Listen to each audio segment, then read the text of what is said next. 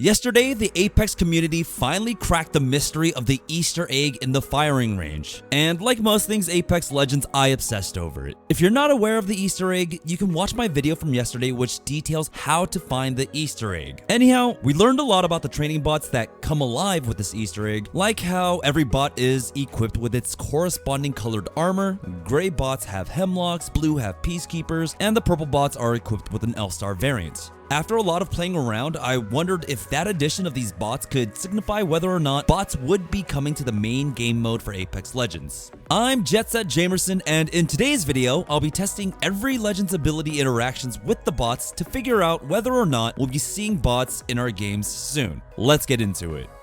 We've already discovered that the training bots will crouch, move around, and melee if you're too close. So I dug deeper to see how the bots interact with every Legend's passives and abilities to see how close we are to getting bots in our games. I'll be testing every Legend in order from left to right and top to bottom, as they are listed in the character select screen starting with Bloodhound. We begin by checking whether or not the bot's movements leave clues for Bloodhound's passive tracker. Upon testing, the bot's movements do not leave any clues and currently doesn't work. So let's move on to their tactical ability, Eye of the Allfather. You can scan the bots and you are told how many hostiles were scanned. I did some further testing to see if triggering the ability would alert the bots to your location, and that does not seem to be the case here. When we activate Beast of the Hunt, the noise of the activation of their ult didn't seem to alert them to my presence either, but we do see the bots outlined in red. Also, the bots had trouble keeping up when required to turn, but this was already the case at normal movement speed. In this example, we learned something new though, as it seems that the bots can lay prone.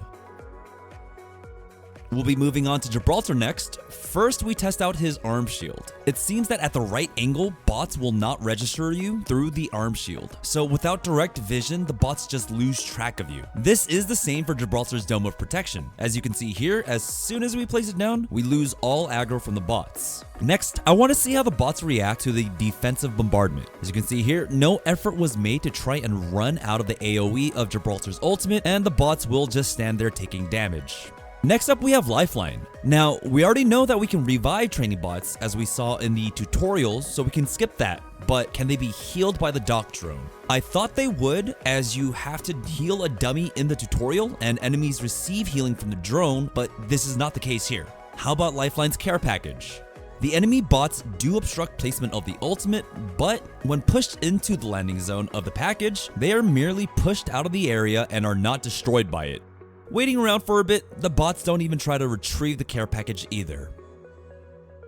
Pathfinder is next, and I didn't think we would learn anything here. The regular target dummies usually die after they are grappled and moved, but not these bots. They do seem to drop their aggro while they are grappled though. I also left out a zipline and nudged the bots as close to the zipline as possible, but it doesn't seem like they interact with them at all. Moving on to Wraith, we begin by testing her passive Voices from the Void. Usually, you'll be warned when enemies ADS in your direction, but I didn't get any warning cues while being fired at by the bots. When using Into the Void, bots seem to lose all track of me and do not follow the trail that is usually left behind. Also currently, the bots cannot travel through the Wraith portals. Bangalore's passive will properly proc when fired at by the bots.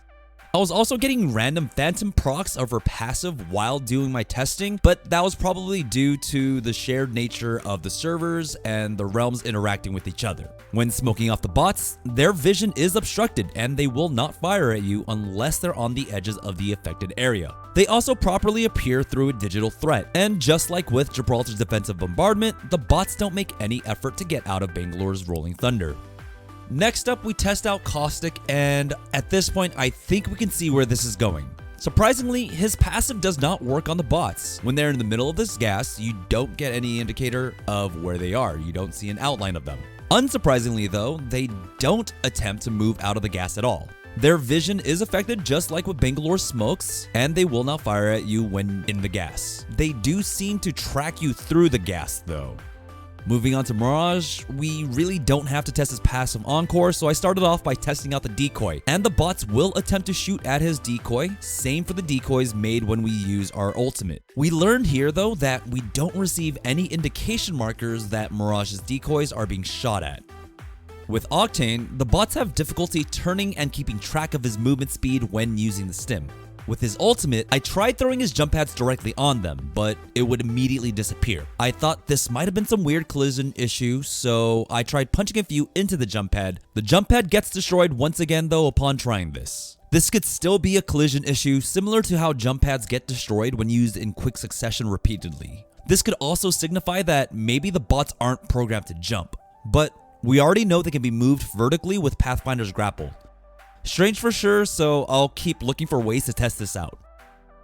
By this point, I've already got a decent idea of how the bots will interact with WATTSON.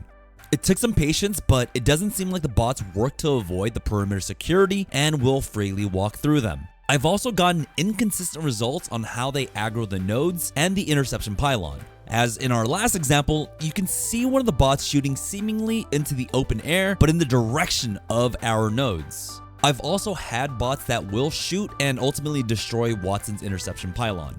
And last up, we have Crypto.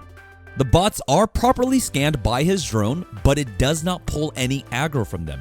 During my testing, no attempt whatsoever was made by the bots to try and shoot it down even when I placed the drone right in front of them. When using Crypto's EMP on them, the bots will take shield damage, but they do not lose aggro on me and will continue to fire. One final thing I tested on Crypto was whether or not the bots would target me while piloting my drone. Once I got the positioning correct, you can see here that the bots no longer target Crypto while in drone mode. This could be the same issue that stopped Lifeline drone from healing Crypto while he was piloting the drone. So that's it. We learned a lot from our testing today.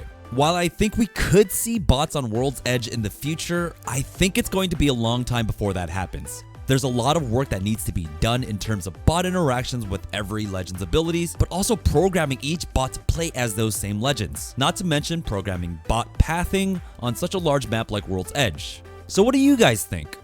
Were you surprised by any of the results found in our testing today? Are we going to get bots in the main game mode? Let me know what you think down in the comment section below. That's gonna do it for me though. Make sure to like the video if you learned anything new. Also consider subscribing to my channel. And as always, thank you so much for watching the video and supporting my content. Once again, I'm Jamerson, and I'll see you guys next time in the arena.